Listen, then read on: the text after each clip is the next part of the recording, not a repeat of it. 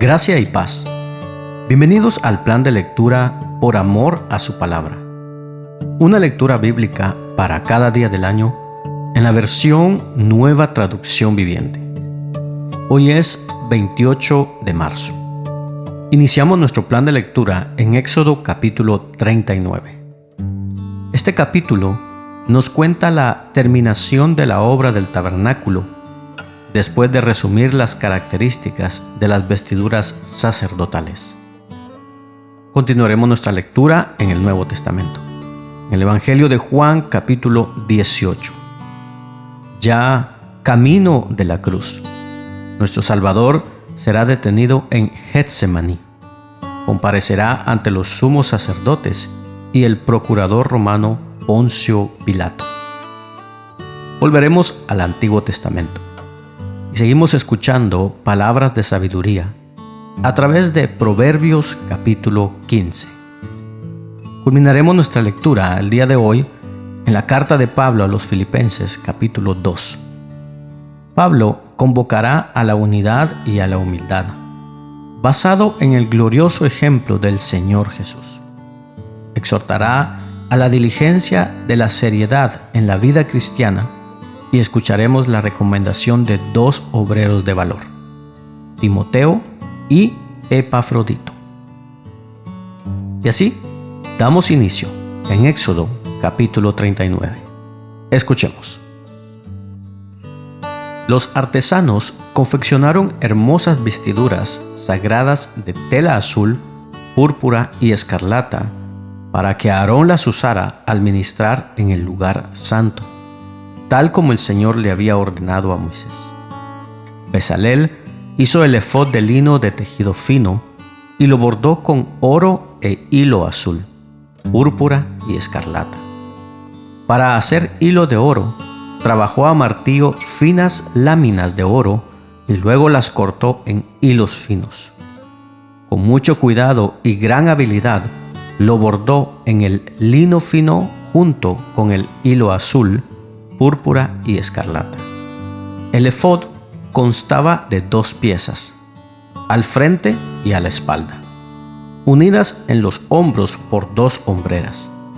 La faja decorativa estaba confeccionada con los mismos materiales: lino de tejido fino, bordado con oro y con hilo azul, púrpura y escarlata, tal como el Señor le había ordenado a Moisés. Luego se incrustaron las 2 piedras de ónice en monturas de filigrana de oro.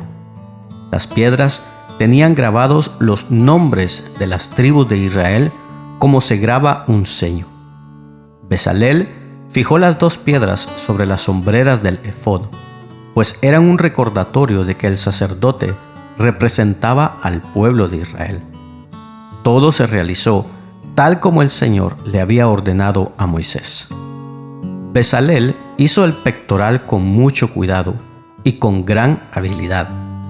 Lo confeccionó de tal modo que hiciera juego con el efod, de lino de tejido fino, bordado con oro y con hilo azul, púrpura y escarlata.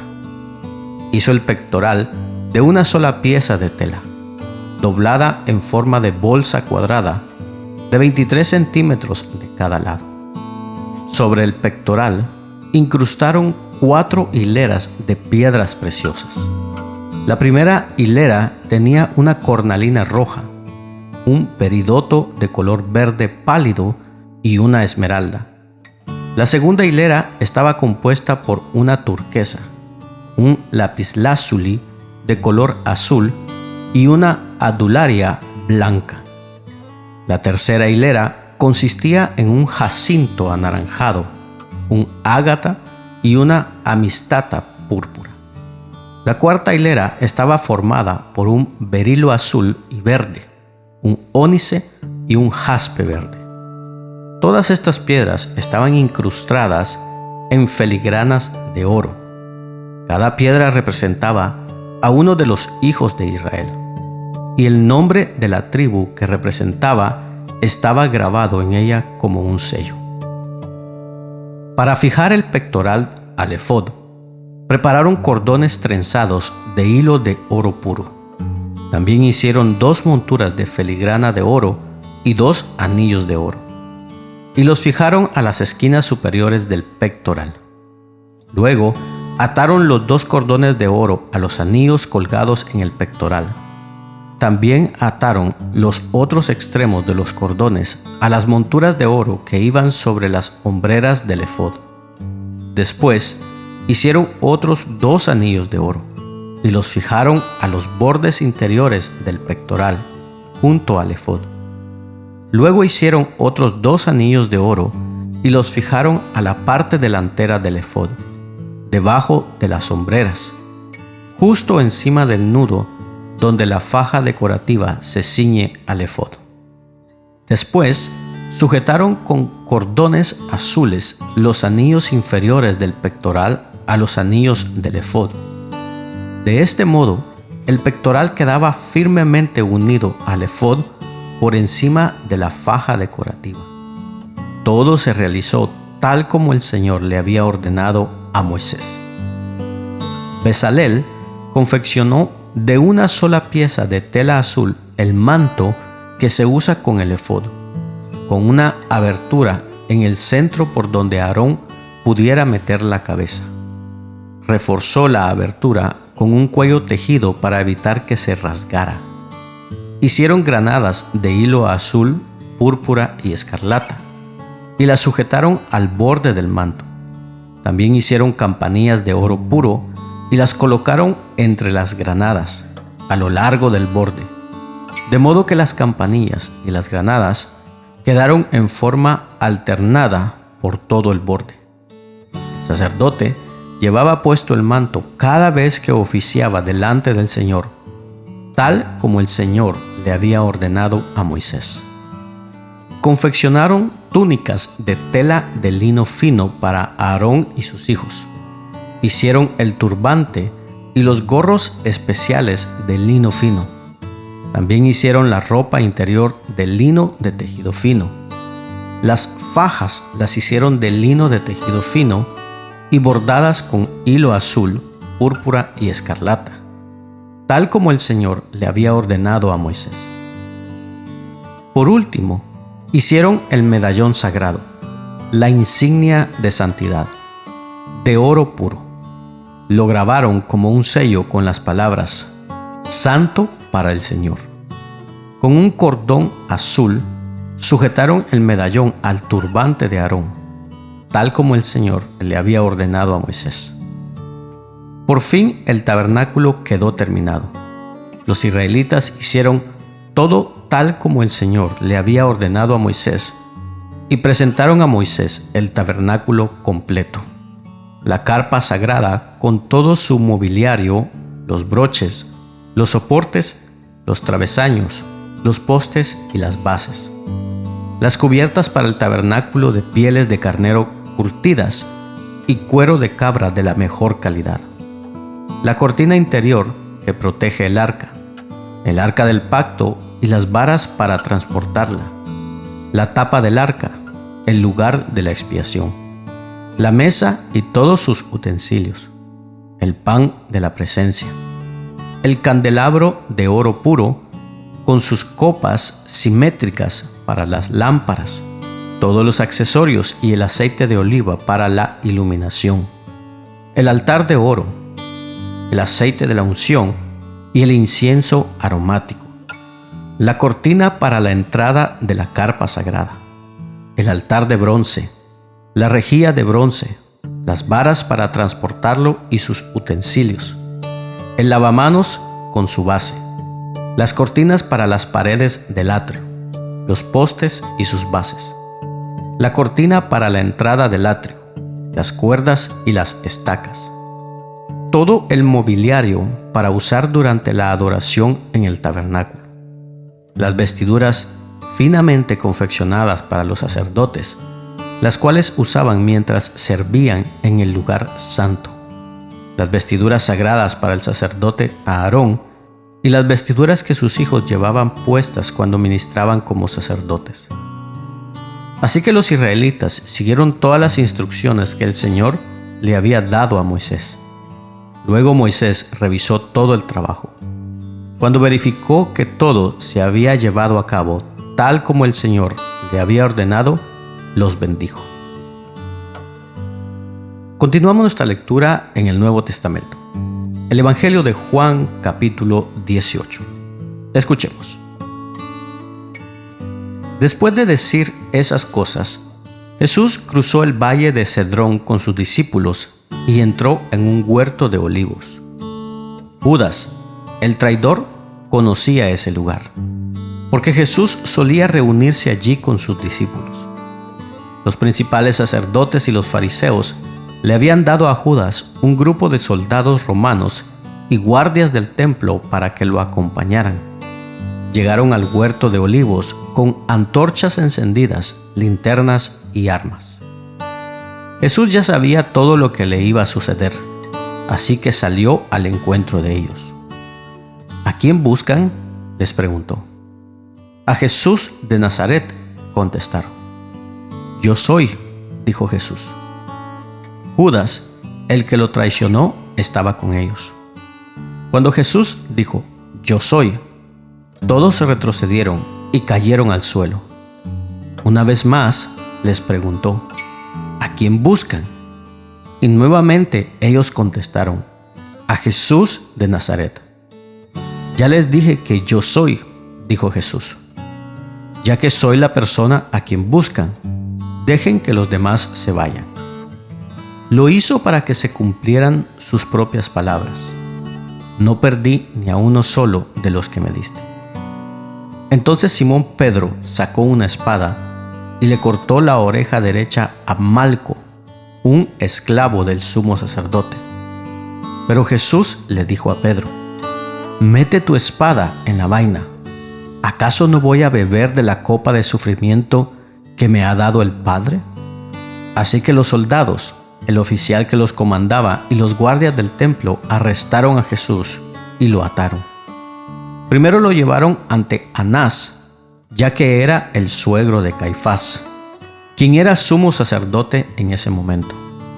Caifás era el que les había dicho a los otros líderes judíos, es mejor que muera un solo hombre por el pueblo.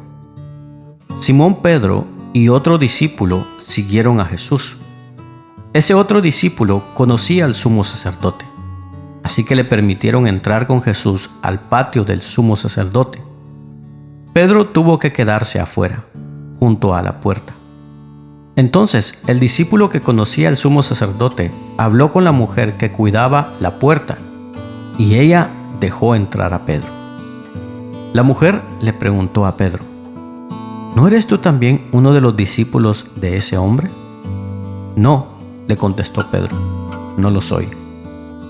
Como hacía frío, los sirvientes de la casa y los guardias habían hecho una fogata con carbón. Estaban allí de pie junto al fuego, calentándose, y Pedro estaba con ellos, también calentándose. Adentro, el sumo sacerdote comenzó a interrogar a Jesús acerca de sus seguidores y de lo que les había estado enseñando. Jesús contestó, todos saben lo que enseño. He predicado con frecuencia en las sinagogas y en el templo, donde se reúne el pueblo. No he hablado en secreto. ¿Por qué me haces a mí esa pregunta? Pregúntales a los que me oyeron. Ellos saben lo que dije. Entonces uno de los guardias del templo que estaba cerca le dio una bofetada a Jesús. ¿Esa es la forma de responder al sumo sacerdote?, preguntó. Jesús contestó, si dije algo indebido, debes demostrarlo. Pero si digo la verdad, ¿por qué me pegas? Entonces Anás ató a Jesús y lo envió a Caifás, el sumo sacerdote. Mientras tanto, como Simón Pedro seguía de pie junto a la fogata calentándose, volvieron a preguntarle, ¿no eres tú también uno de sus discípulos? No lo soy, negó Pedro. Pero uno de los esclavos del sumo sacerdote, pariente del hombre al que Pedro le había cortado la oreja, preguntó, ¿no te vi en el huerto de olivos con Jesús? Una vez más, Pedro lo negó y enseguida cantó un gallo. El juicio de Jesús ante Caifás terminó cerca del amanecer. De allí lo llevaron a la residencia oficial del gobernador romano. Sus acusadores no entraron porque, de haberlo hecho, se habrían contaminado y no hubieran podido celebrar la Pascua. Por eso Pilato, el gobernador, salió a donde estaban ellos y les preguntó: ¿qué cargos tienen contra este hombre? No te lo habríamos entregado si no fuera un criminal, replicaron. Entonces llévenselo y júzguenlo de acuerdo con la ley de ustedes, les dijo Pilato. Solo los romanos tienen derecho a ejecutar a una persona, respondieron los líderes judíos. Con eso se cumplió la predicción de Jesús acerca de la forma en que iba a morir. Entonces Pilato volvió a entrar en su residencia y pidió que le trajeran a Jesús. ¿Eres tú el rey de los judíos?, le preguntó. Jesús contestó: ¿lo preguntas por tu propia cuenta o porque otros te hablaron de mí? ¿Acaso yo soy judío?, replicó Pilato. Tu propio pueblo y sus principales sacerdotes te trajeron a mí para que yo te juzgue. ¿Por qué?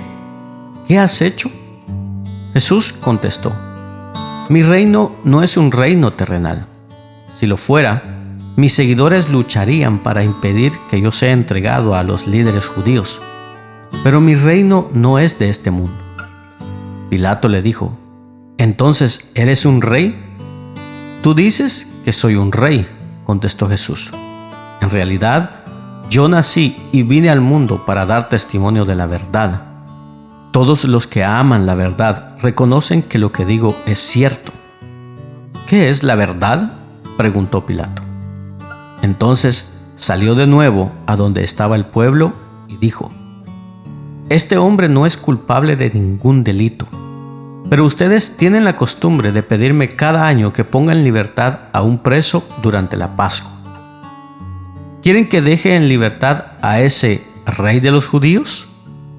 Pero ellos contestaron a gritos: no, a ese hombre no. Queremos a Barrabás. Barrabás era un insurgente.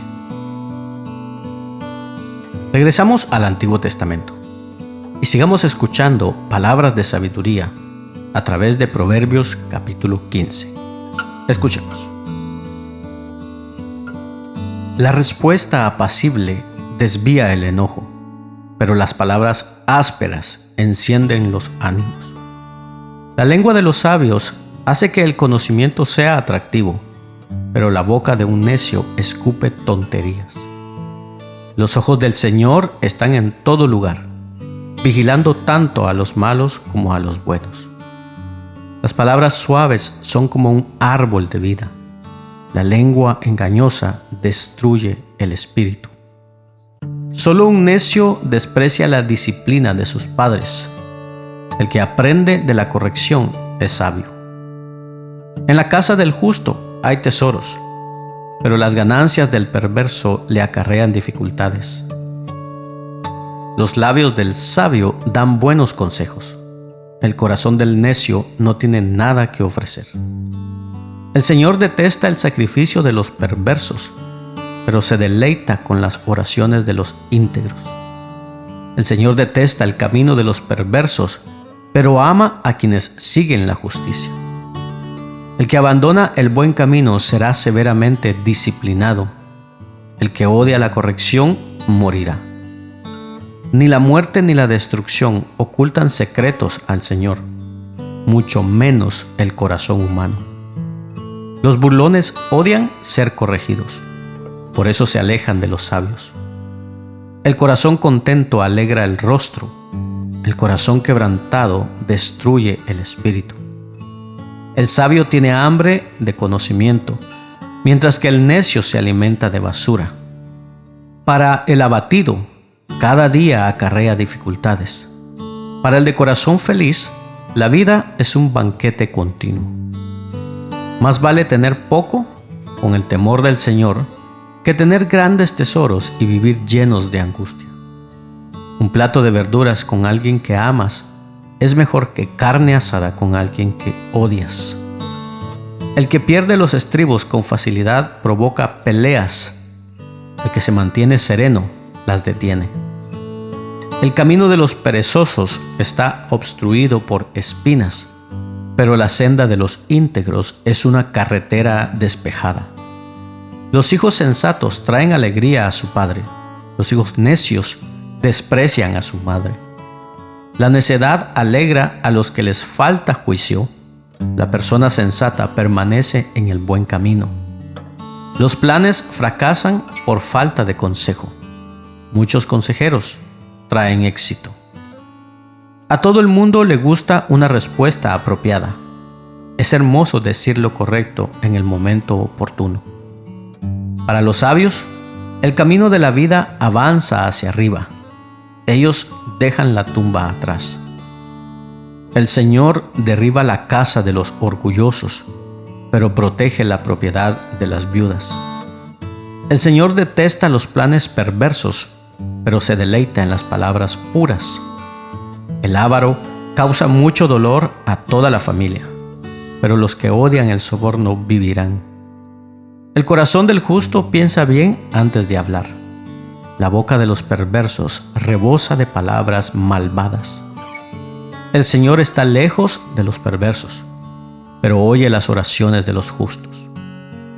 Una mirada alegre trae gozo al corazón. Las buenas noticias contribuyen a la buena salud. Si escuchas la crítica constructiva, te sentirás en casa entre los sabios. Si rechazas la disciplina, solo te harás daño a ti mismo. Pero si escuchas la corrección, crecerás en entendimiento. El temor del Señor enseña sabiduría. La humildad precede a la honra. Culminamos nuestra lectura el día de hoy con la carta de Pablo a los Filipenses, capítulo 2. Escuchemos. ¿Hay algún estímulo en pertenecer a Cristo? ¿Existe algún consuelo en su amor? ¿Tenemos en conjunto alguna comunión en el Espíritu? ¿Tienen ustedes un corazón tierno y compasivo? Entonces, háganme verdaderamente feliz, poniéndose de acuerdo de todo corazón entre ustedes, amándose unos a otros y trabajando juntos con un mismo pensamiento y un mismo propósito. No sean egoístas, no traten de impresionar a nadie. Sean humildes, es decir, considerando a los demás como mejores que ustedes. No se ocupen solo de sus propios intereses, sino también procuren interesarse en los demás. Tengan la misma actitud que tuvo Cristo Jesús. Aunque era Dios, no consideró que el ser igual a Dios fuera algo a lo cual aferrarse. En cambio, renunció a sus privilegios divinos, adoptó la humilde posición de un esclavo y nació como un ser humano.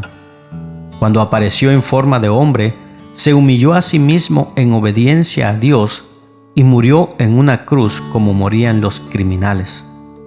Por lo tanto, Dios lo elevó al lugar de máximo honor y le dio el nombre que está por encima de todos los demás nombres, para que, ante el nombre de Jesús, se doble toda rodilla en el cielo y en la tierra y debajo de la tierra, y toda lengua declare que Jesucristo es el Señor, para la gloria de Dios Padre. Queridos amigos, siempre siguieron mis instrucciones cuando estaba con ustedes, y ahora que estoy lejos, es aún más importante que lo hagan. Esfuércense por demostrar los resultados de su salvación, obedeciendo a Dios con profunda reverencia y temor, pues Dios trabaja en ustedes y les da el deseo y el poder para que hagan lo que a Él le agrada. Hagan todo sin quejarse y sin discutir, para que nadie pueda criticarlos. Lleven una vida limpia e inocente como corresponde a hijos de Dios, y brillen como luces radiantes en un mundo lleno de gente perversa y corrupta. Aférrense a la palabra de vida. Entonces, el día que Cristo vuelva, me sentiré orgulloso de no haber corrido la carrera en vano y de que mi trabajo no fue inútil. Sin embargo, me alegraré aún si tengo que perder la vida derramándola como ofrenda líquida a Dios, así como el fiel servicio de ustedes también es una ofrenda a Dios. Y quiero que todos ustedes participen de esta alegría. Claro que sí, deberían alegrarse, y yo me gozaré con ustedes. Si el Señor Jesús quiere, espero enviarles pronto a Timoteo para que los visite. Así él puede animarme al traerme noticias de cómo están. No cuento con nadie como Timoteo, quien se preocupa genuinamente por el bienestar de ustedes. Todos los demás solo se ocupan de sí mismos y no de lo que es importante para Jesucristo. Pero ustedes saben cómo Timoteo ha dado muestra de lo que es. Como un hijo con su padre, él ha servido a mi lado en la predicación de la buena noticia. Espero enviarlo a ustedes en cuanto sepa lo que me sucederá aquí. Y el Señor me ha dado la confianza que yo mismo iré pronto a verlos. Mientras tanto, pensé que debería enviarles de vuelta a Epafrodito. Él es un verdadero hermano, colaborador y compañero de lucha. Además, fue el mensajero de ustedes para ayudarme en mi necesidad. Lo envío porque desde hace tiempo tiene deseos de verlos y se afligió mucho cuando ustedes se enteraron de que estaba enfermo. Es cierto que estuvo enfermo e incluso a punto de morir, pero Dios tuvo misericordia de él, como también la tuvo de mí, para que yo no tuviera una tristeza tras otra. Así que estoy aún más ansioso por enviarlo de regreso a ustedes, porque sé que se pondrán contentos al verlo, y entonces ya no estaré tan preocupado por ustedes.